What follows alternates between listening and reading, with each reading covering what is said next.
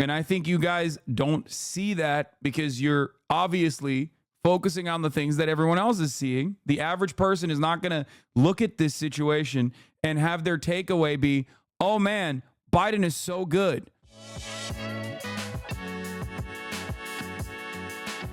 Okay, so a couple thoughts right off the jump. I said he was going to do average, like good enough. And there were definitely some big flubs, but ultimately I think he did good enough. Okay, so what do I mean by this? There's long periods. He filibustered a lot. This is not a super contentious. Just listen to my words before you hit me with the copium. Okay, Ben Shapiro had this tweet where he said he started off rough and he's still having rough patches, but this is good enough to keep him in the race, which is terrible news for Democrats and excellent news for Trump. Now, I don't think that is enough for the Democrats to not come out with their statements, okay? But it will cause enough of the holdouts to refrain from saying something, okay? I still think that a lot of the Democrats are going to start popping off. Representative Jim Himes of D. Connecticut, ranking member of the House Intelligence Committee, asked Joe Biden to step aside.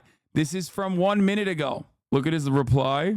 Maybe I spoke too soon. He's yelling and jabbering. The wisdom of doing this press conference at NATO is clear. Shaky on other stuff. The POTUS is very comfortable on national security issues. The last second whisper is bad. Obviously, he had really impactful moments within this presser that everyone is going to pay attention to. So he's anyway. Okay. He was before he did this presser, and he's still after this presser. But we're fucked because he did not collapse entirely like he did at the debate. Why do I say this? It's because while the additional people from the Democratic Party that were slated to release their pressers or slated to release their PR statements about how Biden should step aside are still going to come up, okay? They're still going to come out and say it because this is not instilling confidence in anybody. And to be fair, there was no way that he could patch something so glaringly obvious that so many people are now saying, which is that he's too old to perform,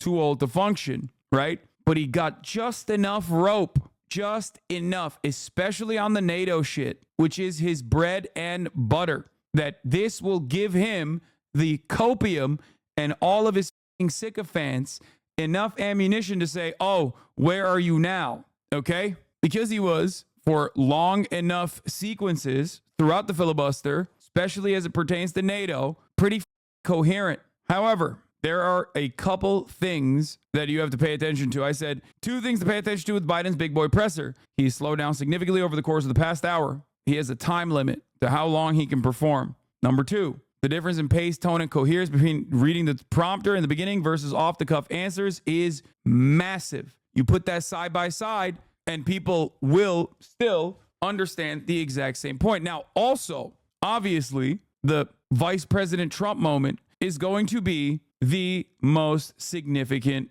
flub here that everyone is going to hyper-focus on. He said, okay, wait, Biden was asked to David Dayen had a good take on this. He said, Biden was asked what changed on him being a bridge to the next generation. He says what changed was what he inherited. He spent his entire news conference saying that the economy is great, border crossings down, crime down, inflation down. Why isn't it a good time? Obviously, it's because he's selfish. Earlier today, he called Zelensky Putin. And then he very quickly followed that up with, on the first answer to the question, he called his own Vice President Trump. That's not only just embarrassing, but that is exactly what people are going to focus on. Do you understand? It's the worst of both situations. If he had actually, well, I guess the other situation would be that he just had a banger session and then liberals would be on copium mode and liberals would be like riding with Biden super hard. The holdouts, the dead enders, rather, would be extra aggro. However, what ended up happening is he gave them just enough ammunition to say, see, it was a one-off. So they'll get even crazier in the upcoming days as more and more Democrats come out and demand he step aside. After hearing this, what would you say the odds are that he's the Democratic candidate come November? I don't know, because I don't know how stupid the Democratic Party is. I don't know how cowardly the Democrats can be. News. Moments after President Biden concluded his news conference, House Intel top Democrat Jim Himes calls on Biden to step aside. He calls Biden a remarkable leader of unparalleled public service, but he no longer believes that Biden is the strongest candidate to beat Trump. I am too scarred from my experiences with the Democratic Party in 2016 to believe that they won't stay the course. Okay. It brings me no pleasure to report this to you, but I have seen the depravity and the feckless cowardice from the Democratic Party before. And guess what? That was Hillary Clinton. She was actually technically, polls were cucked or whatever, but she was still beating Donald Trump in the polls at least. So I do not know how far I don't know how unimaginably cucked the Democrats can get. Okay. I don't know. So I can't give you a adequate prediction that you want. But yes, of course, MSDNC is saying he knew the facts. He's with it. He's coherent because they're doing cope mode. A pretty amicable way to tie this together is actually this, which saves face for the Democratic Party and doesn't call into question like the 25th Amendment, which is skeptical congressional Dems saying Biden proved to them in this press conference that he can be president, but not necessarily that he can win. Two separate things, one told me. Does that make sense? So this way, the entirety of the Democratic Party is not being called into question as, accomplices that knew how Biden's mental faculties had deteriorated to a degree where he can't win the presidency and he can't even be the president. But ultimately, he performed, especially as it pertains to foreign policy, in the expected way. He did. And I think you guys don't see that because you're obviously focusing on the things that everyone else is seeing. The average person is not going to look at this situation and have their takeaway be, oh man, Biden is so good. No one is saying that. But those in positions of power, those in the media, for example, are going to talk about the flubs, but they will also give him good marks on his NATO talking points because he did do that. He performed as well as expected when it comes down to American foreign policy. Obviously, every single American and every single person globally is going to be like President Putin. What the Vice President Trump? What the and the resignations will come, will keep on coming. Here, let's hear what Jim Himes has to. Who is at the press conference with President Biden and was in the room. Mike, your impression having been there? Yeah. Well, Chris, as somebody who has covered President Biden for 16 years, there's so much to unpack from this news conference. I thought so interesting to hear what he said about the prospects for a convention in which delegates could vote their conscience. He talked about being open potentially to a neurological exam, and if the doctors recommend that. He talked about being willing to pass the baton to Vice President Kamala Harris if his advisors can convince him that he can't win and that she can. But I think for so many people watching this news conference, we can boil this down to two moments. The first was President Biden giving an extensive answer, a detailed answer, an answer full of decades of experience on the world stage to the question about the future. Normally, I agree with you, but I think you're underestimating how well this presser will be received. What do you mean? I'm saying that the presser is going to get good marks, especially on foreign policy. If you want to know why President Biden wants to see this through, wants to finish the job, it's because he thinks no one else can match that experience that he has in dealing with the most important foreign policy question of our time. It was a long answer. It was an extensive answer. It really was illustrative of how he's... Oops, we lost the MSDNC.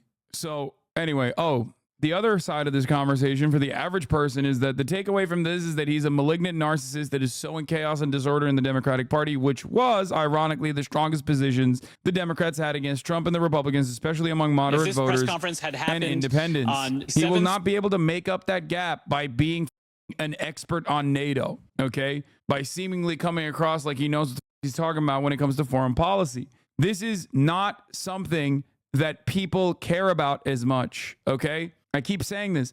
This is the worst community to say this in because obviously you guys are dialed into all of American foreign policy to a degree that is a detriment when you're analyzing the election. So you think inside of your own bubble that everyone cares as much as I do, whether it be the NATO Andes, the Ukrainian flag in the bio Andes, or vice versa. But ultimately, I do not believe that the average American cares about foreign policy all that much. But as far as we're talking about like strengthening NATO allegiances and whatnot, that is not going to put you across the finish line, okay? Americans care about the money in their pockets, care about how everything is expensive, which he made some decent statements about as well.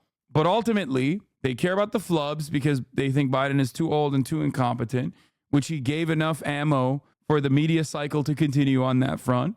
So ultimately, it wasn't such a spectacular defeat for him that like even Biden has to resign in disgrace from the presidential race. Here's the greatest indication. Don Jr. over on Rumble is praising Biden's performance, saying he's doing okay and he could stay in if he wanted to. He's not too bad. This lines up with the narrative that the Trump campaign wants Biden to stay in because it has a strategy to beat him, but not Kamala Harris. I haven't listened to you in over a year. Joe stuff got me stopping by. I can confirm I don't give a shit about NATO. I just want my rent to quit being so stupid high. And for the guy who's not insane to not be a geriatric mumbling buffoon. Exactly. Right now, there's a lot of holdouts in terms of voting for the Democrat or maybe even the Republican, but I think mostly for the Democrat. Now, that's my own personal assessment of the situation. I don't think there's a lot of people out there who are like, oh, yeah, I really want to vote for Trump, but like, I don't know. As much as there are people who are like, I just don't want to vote at all for either of these guys. They're both old. One's a convict. The other one's a cadaver. Who gives a shit? My life is not going to change. So how do you get those guys motivated?